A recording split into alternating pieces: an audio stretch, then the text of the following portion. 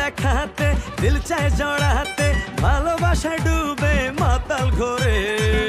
দরদ দেখতে 3 সিনেমা হলের সমস্ত টিকিট কিনলেন সুপারস্টার শাকিব খান।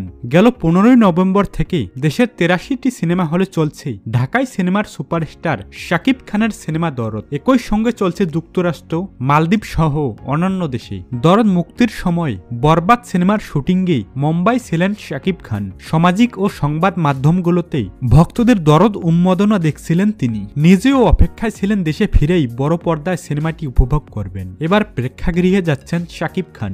22 নভেম্বর শুক্রবার সন্ধ্যায় রাজধানীর সিনেপ্লেক্সের একটি ব্রাঞ্চে শাকিব খানের ব্যবসায়িক প্রতিষ্ঠান রিমেক হারল্যান্ডের সৌজন্যে দরদের একটি স্পেশাল স্ক্রিনিং এর আয়োজন করা হয়েছে। এই কারণে সিনেপ্লেক্সের 3 হলের সব টিকিট আগেই কিনে ফেলা হয়েছে। খোঁজ নিয়ে জানা যায় শাকিব খান ছাড়াও বাংলাদেশের সবিজ অঙ্গনের অনেকেই এই সিনেমার স্ক্রিনিং এ উপস্থিত থাকবেন। সিনেমাটি উপভোগ করে সুপারস্টার শাকিব খান তার অনুভূতি এবং সিনেমা কর্ম পরিকল্পনা জানাবেন।